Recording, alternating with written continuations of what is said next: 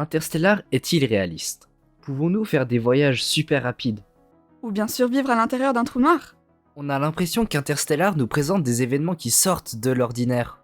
Mais si on vous disait que ce n'était pas le cas? Et si les trous de verre étaient possibles? They can exist, and in the movie Interstellar, they do exist. Et alors qu'en est-il de la survie à l'intérieur d'un trou noir? Vous verrez que certains phénomènes du film sont loin de n'être que de la science-fiction.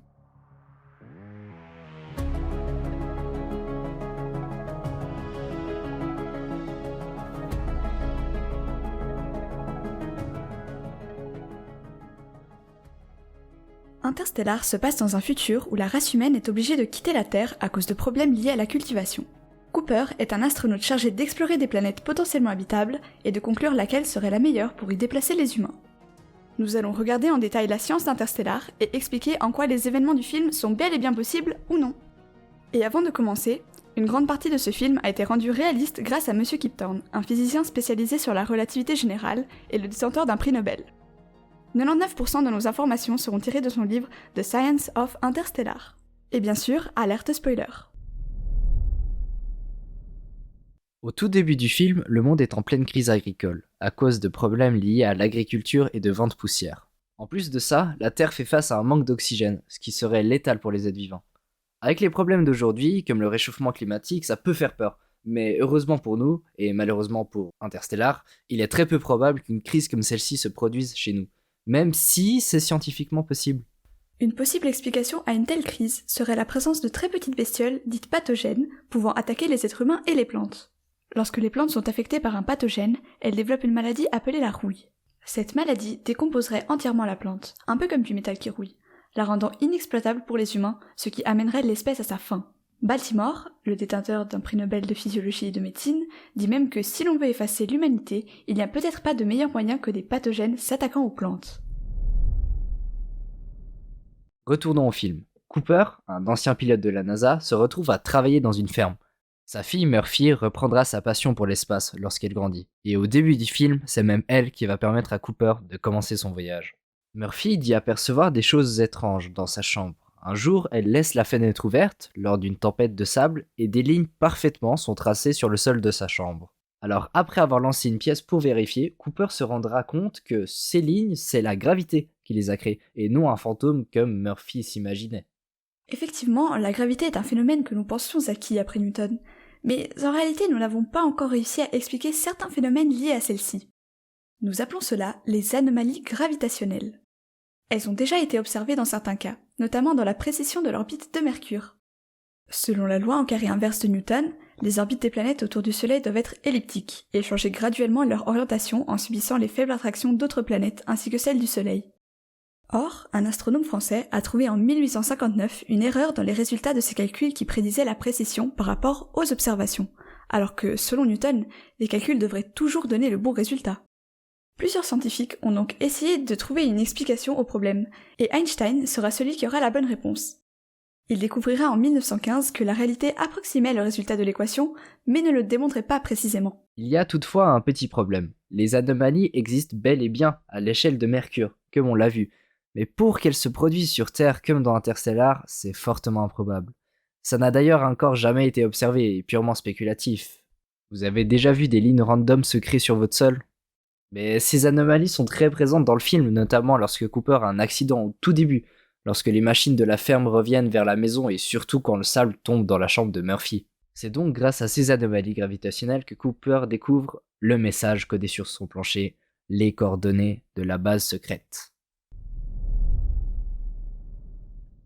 Cooper décide de se rendre sur place. Arrivé là-bas, il se fait taser et on apprend le plan du professeur Brand, un scientifique de la NASA, qui consiste à sauver l'humanité car la Terre devient inhabitable. Nous avons déjà mentionné le problème des plantes, qui est un phénomène auquel on pourrait remédier, et qui ne devrait donc pas être une inquiétude considérable pouvant provoquer la fin du monde. Mais le professeur Brand a une seconde préoccupation, le manque d'oxygène suite à la disparition des plantes. Last people to starve will be the first to suffocate, and your daughter's generation will be the last to survive on Earth. Mais que l'humanité soit en manque d'oxygène après une génération juste à cause de la disparition des plantes, la probabilité, on peut le dire, elle est quasi nulle. Pour les chercheurs d'Interstellar, il faudrait plus d'1 millénaire pour qu'on meure d'asphyxie. Mais supposons que la crise d'Interstellar se produise réellement, et que la planète soit vraiment en danger. Il faut trouver le moyen rapide pour remédier à la crise, ou mieux encore, et tout simplement quitter la Terre. Le professeur Brandt a donc établi un plan. Le professeur Brandt annonce qu'il y a une solution pour sauver l'humanité. Ils ont, quelques années auparavant, envoyé des astronautes sur des planètes potentiellement habitables et 3 d'entre eux ont envoyé des résultats prometteurs. Une nouvelle mission sera donc organisée pour aller explorer ces 3 planètes et choisir laquelle la race humaine pourra coloniser dans le futur. Comme Cooper est un ancien bon pilote qui a déjà volé pour la NASA, on lui demande de prendre part dans cette nouvelle expédition en compagnie de 3 autres astronautes. Doyle, Romilly et la fille du professeur Brandt, Amelia. Cooper accepte. Murphy prend mal la nouvelle de son départ, mais Cooper essaie de lui expliquer pourquoi il doit s'en aller. Il lui donne une montre et dit que quand il rentrera, les deux pourraient avoir le même âge. Ce phénomène est appelé la relativité, ou encore distorsion du temps, de Einstein, Albert pour les intimes. On ne va pas vous faire un cours entier là-dessus, car il faudrait en parler pendant toute une vidéo, mais il faut quand même comprendre le concept. Prenez 2 humains, le premier est astronaute et il va passer 10 ans sur la Lune, tandis que l'autre restera sur Terre durant tout ce temps-là. Lorsque l'astronaute revient sur Terre, ils s'aperçoivent que leurs montres ne sont plus du tout synchronisées. La montre de l'astronaute est en avance. Comment est-ce possible ? C'est la relativité. Lorsque quelqu'un suit une plus forte gravité qu'un autre, sa montre tournera moins vite que celui la subissant moins. C'est pour ça que l'on dit que le temps est relatif. On peut même prendre cet exemple sur Terre. Techniquement, vos pieds subissent plus la gravité que votre tête. Alors on peut dire que vos pieds vieillissent plus vite que votre tête. Mais dans cet exemple des astronautes, la différence du temps est minime, de l'ordre de la milliseconde. Et pour l'exemple des pieds de la tête, je vous en parle même pas, on parle d'une différence de 10 puissance moins 9 secondes pour 1 an. Par contre, dans Interstellar, Cooper, lui, va sur une planète orbitant un trou noir. La gravité d'un trou noir est très grande. Il est donc possible pour Murphy d'avoir le temps de vieillir assez pour atteindre l'âge de son père lors de son retour. Les astronautes se cryogénisent, et après 2 ans de voyage, ils arrivent près de Saturne, là où leur prochain moyen de transport les attend. Il n'y a pas de planète potentiellement habitable directement dans le système solaire, ils doivent donc aller dans une autre galaxie. Mais comment voyager une si longue distance en peu de temps ? Un trou de verre est en quelque sorte un raccourci dans l'espace. Prenons une pomme et disons que la peau s'agit de l'univers. Pour aller de l'extrémité d'une pomme à l'autre, cela nous prendrait un certain temps. Maintenant, faisons un trou à travers la pomme comme un verre. Ce trou relie les 2 extrémités de notre parcours initial, mais dure moins longtemps que si l'on avait fait le tour de la pomme. C'est un raccourci. Les trous de verre dans l'espace marchent un peu de la même manière. Malheureusement, un tel astre physique n'existe pas. Pas encore en tout cas. Contrairement aux trous noirs qui ont déjà été observés, les trous de verre, eux, ne l'ont jamais été. Cependant, cela ne veut pas dire qu'ils sont impossibles, car selon Einstein et Rosen, d'un point de vue théorique, un trou de verre peut voir le jour. Maintenant, un problème subsiste. Si on voulait créer un trou de verre qui puisse permettre le passage d'humains à l'intérieur, il faudrait de la matière dite exotique. C'est une matière qui est en très gros et quelque chose qui possède une masse négative. Si en grande quantité, elle permettrait de maintenir un trou de verre ouvert pour que des humains y passent. Malheureusement, la matière dite exotique est une matière sur laquelle nous avons très peu d'informations à ce jour, et aussi très controversée. Nous savons qu'il est très peu probable qu'un trou de verre apparaisse naturellement, car il n'y a aucun astre ou objet dans notre univers qui deviendrait un trou de verre au fur et à mesure que le temps passe, contrairement aux trous noirs, qui eux naissent à partir d'étoiles massives. Et il a sûrement raison. La dernière possibilité serait donc la création artificielle du trou de verre. Mais ce n'est que spéculation car nous en connaissons trop peu dans ce domaine. Mais dans Interstellar, ce trou de verre n'est ni naturel ni créé par les humains. Il aurait été créé par une civilisation avancée. L'utilisation d'une civilisation avancée comme justification, c'est assez tiré par les cheveux selon nous. Mais elle permet d'affirmer que l'apparition du trou de verre d'Interstellar ainsi que sa traversée sont 2 éléments du film qui sont corrects, car cette civilisation aurait le savoir nécessaire sur la matière exotique et la connaissance suffisante sur la création d'un trou de verre pour le rendre possible. Le trou de verre est donc possible à l'aide de cette civilisation. Mais maintenant, une question subsiste. Est-ce que l'image du trou de verre ainsi que la traversée sont-elles représentées de façon réaliste ? Ok, tout d'abord, l'image du trou de verre est réaliste. Mais cette image impliquerait que la longueur du trou de verre est très petite. Ce choix de longueur a été décidé d'un point de vue artistique, par peur que les gens regardant le film ne comprennent pas vraiment le trou de verre s'il avait été plus long. Le plus gros problème est par contre celui de sa traversée. En admettant que le trou de verre est très court, le passage devrait ressembler à ça. final movie, as I will explain. But we're getting close to the entrance to the wormhole. We're entering the wormhole, we're in the wormhole, we're out the other side, and the trip is over. Now, wasn't that exciting? Bon, on sait peut-être juste scientifiquement, mais artistiquement, c'est une autre histoire. Mais lors du film, on a affaire à un tout autre spectacle, qui est très impressionnant et nous fait ressentir plus la sensation de voyage à travers un trou de verre. La raison est simple, les gens occupés du côté artistique, ainsi que Kip Thorne, ont fait un compromis. Interstellar est avant tout un film d'action, et son but est de divertir et non de faire un documentaire. Ils ont décidé de faire un trou de verre petit pour ne pas perdre les spectateurs, et ont simplement modifié la traversée du trou de verre pour qu'elle soit plus plaisante à regarder. Après un magnifique voyage au travers du trou de verre, nos héros se retrouvent à l'autre bout de l'univers, et ceci grâce à quoi? Un trou de verre. C'est bon, ils ont compris, je crois. Arrivé dans une nouvelle galaxie, on est alors confronté à l'un des astres les plus connus, mais aussi l'un des astres les moins compris de l'univers, les trous noirs. C'est de toute beauté. Mais assez surprenant, ce n'est pas vraiment la première image qu'on a d'un trou noir. Et qu'est-ce que c'est que ce trait jaune? Pour faire simple, Gargantua a mangé un soleil. Ou plutôt, il a distordu une étoile à cause de sa gravité. Et à force que le temps passe, il va continuer à distordre cette étoile jusqu'à ce qu'un disque d'accrétion se forme et orbite autour de lui. Mais pourquoi est-ce qu'on voit la ligne jaune au-dessus et au-dessous de l'étoile? J'allais y venir. Un trou noir attire tellement les choses que la lumière elle-même en est touchée. Prenons une étoile et un observateur, et plaçons un trou noir entre les deux. Qu'est-ce que l'observateur voit? 2 étoiles. Et pourquoi? Car le trou noir aura, grâce à sa force d'attraction, dévié la lumière de l'étoile, ce qui fait que nous la voyons 2 fois. Reprenons Gargantua et son disque d'accrétion.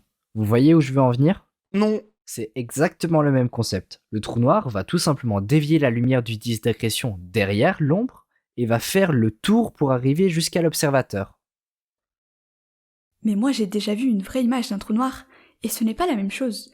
Il n'est pas réaliste celui d'Interstellar? Il est vrai que l'image du trou noir M87 est assez différente de celui de Gargantua. Mais cette différence ne tient simplement qu'au fait qu'on n'observe pas les 2 trous noirs de la même manière. Le trou noir M87 est vu d'en dessus ou d'en dessous, alors que Gargantua est vu d'en face. En réalité, les 2 trous noirs, si vus du même point, auraient carrément la même tête.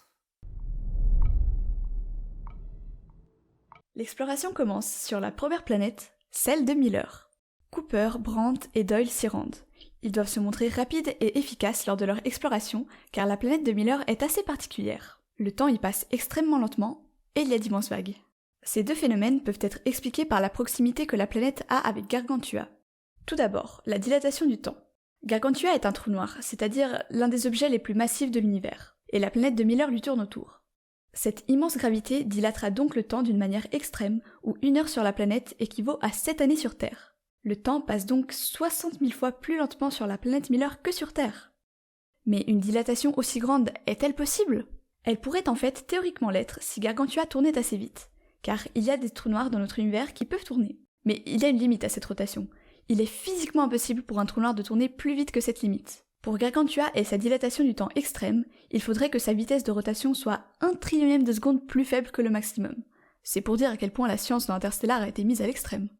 Parlons maintenant des vagues titanesques qui se produisent environ toutes les heures sur la planète. La gravité de Gargantua causerait à la planète une déformation, où elle serait tellement attirée par ce dernier qu'elle aurait une forme d'ellipsoïde.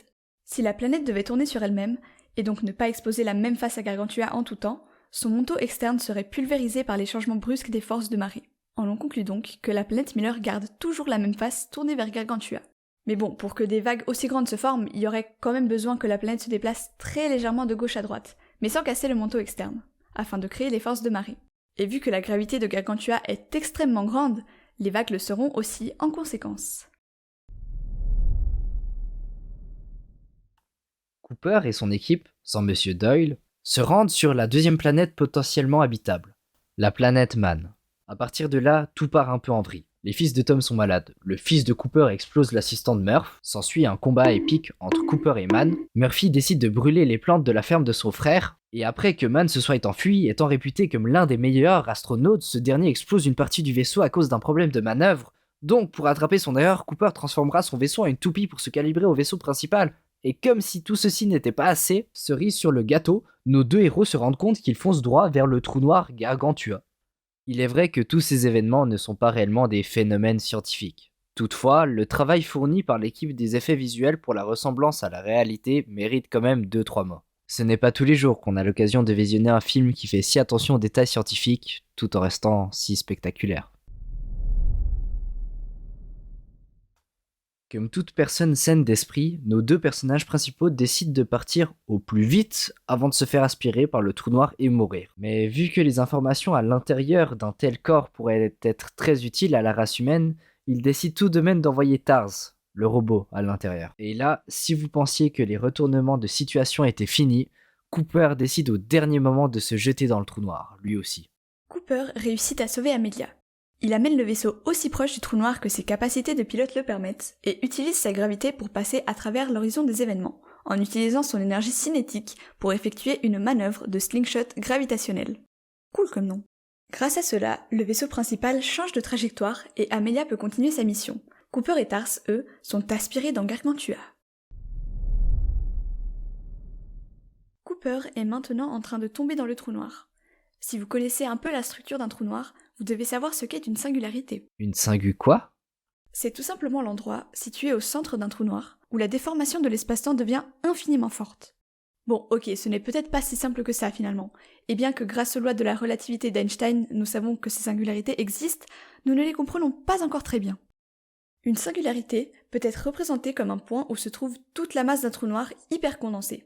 Elle est instable, et lorsque quelque chose tombe dans le trou noir, elle est perturbée, et change en ce que l'on appelle une singularité BKL. Ces singularités BKL sont légèrement chaotiques. Lorsqu'on tombe dedans, on descend d'abord de manière presque agréable, puis l'espace commence à se distordre d'une manière imprévisible et désordonnée, autour de toi et également avec toi, car il te distord toi-même. Gentiment au début, puis un peu plus fort, puis assez pour déchirer tous tes atomes. Pas idéal pour passer ses vacances d'été. Dans les années 80, on ne pensait qu'il n'y avait qu'une seule singularité à l'intérieur d'un trou noir, la BKL. Mais en fait, il y a deux autres types de singularités. Tout d'abord, la infalling singularity, qui grandit au fur et à mesure que le trou noir vieillit. Lorsque tu tombes dans un trou noir, ce que je ne te souhaite pas honnêtement, de la poussière, de la lumière, des gaz et plein d'autres particules tombent avec toi. Elles forment une sorte de fine couche de particules qui se déplacent à une vitesse incroyable, donc celle de la lumière ou presque. Et cela crée d'immenses forces de marée. Ces forces deviennent infinies et créent la singularité. Il y a ensuite la outfalling singularity, qui comme la précédente est composée de particules tombées dans le trou noir, mais cette fois tombées avant toi. Une partie de cette matière est repoussée vers toi, car la distorsion de l'espace-temps du trou noir la disperse. Ces deux types de singularités sont moins dangereuses que la BKL, car en très gros, même si la force de marée te touche, elle t'infligera une déformation de manière finie, et avec ça t'arriverais, en théorie, à survivre. Dans Interstellar, Cooper serait donc comme bloqué entre ces deux singularités, ce qui lui empêche d'atteindre la BKL, et donc la mort. Mais bon, tout ceci est basé sur des calculs eux-mêmes basés sur les lois d'Einstein, et non pas de vraies observations. Rappelez-vous qu'on ne sait pas réellement ce qu'il se passe dans un trou noir. Ici, la survie de Cooper est très fortement improbable. Mais pour éviter que tout le monde meure, Christopher Nolan, avec un minimum de bon sens, s'est tourné vers son imagination plutôt que la science. Cooper finit sa chute dans un endroit assez particulier, un tesseract, c'est-à-dire un cube en 4e dimension. Comprendre la 4e dimension, ce n'est pas facile, mais on peut dire que chaque dimension est comme si on bougeait la dimension précédente perpendiculairement à elle-même. Prenons une ligne par exemple. Si on la déplace dans une dimension perpendiculaire à elle-même, on obtient un carré. Maintenant, si on prend le carré et on le déplace dans une dimension perpendiculaire à lui-même, on obtient un cube. Pour la prochaine dimension, le tesseract, c'est à peu près la même chose. On déplace le cube dans une dimension perpendiculaire à lui-même et on obtient l'hypercube. Bon, on va pas se le cacher, c'est compliqué.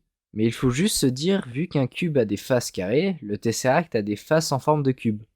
Il en a 8 précisément. Le cube est en 3D et a des faces en 2D, l'hypercube est en 4D et a donc des faces en 3D. Un tel objet existe dans l'univers d'Interstellar, non pas grâce aux humains, mais grâce aux Bulkpings dont on a parlé avant, aka les créatures dans une dimension supérieure. Ces Bulkpings ont créé le Tesseract pour Cooper et l'ont placé dans une de ses 8 faces. À partir de là, tout devient très compliqué dans le film. Cooper retourne sur Terre grâce au TGV Tesseract dans un endroit étrange, un endroit où la chambre de Murphy semble exister plusieurs fois à des moments différents partout autour de lui. Oui, c'est magique. Bon, en réalité, il y a une explication plus plausible sur la construction de cet environnement particulier qu'est le Tesseract, car oui, selon de nombreuses théories scientifiques, les dimensions supérieures existent et possèdent des propriétés très intéressantes. Mais ce sujet est assez vaste, et, on va pas se le cacher, très compliqué. Ce qu'il faut retenir ici, c'est que la scène du Tesseract est de la spéculation, basée sur des théories. Cette dernière partie du film avec la descente dans le trou noir et le Tesseract, bien qu'elle soit très impressionnante, elle est assez imaginative et fait très science-fiction. Elle ne sort pas complètement de nulle part, mais il nous faudra encore longtemps pour en savoir assez sur ces sujets. Alors ne prenons pas ces choses pour réelles. Après une longue discussion entre Murphy et son père, Cooper se prend un flash et on a presque l'impression qu'il est sous drogue tellement on ne comprend pas ce qui se passe. Il finit par se retrouver sur un vaisseau, on sait pas trop comment, et on apprend que l'humanité a survécu, et même que Madame Brandt a trouvé une planète habitable. Un film qui tout le long n'aura su que nous surprendre par sa beauté, le suspense, les actions et j'en passe. Mais on n'est pas là pour dire ce qui est déjà su du grand public. Interstellar est-il un film réaliste ? Oui, le film a fait attention à de nombreux détails. Et même si parfois la possibilité que ces choses existent soit presque nulle, ces derniers sont la plupart du temps corrects, même si un peu tirés par les cheveux. Le reste du film est très réaliste, et les seuls moments où quelque chose n'est pas réaliste, c'est surtout pour nous faire plaisir à nous, les spectateurs du film, pour ne pas être surchargés par des informations scientifiques. Car Interstellar est avant tout un film épique de science-fiction, et non un documentaire.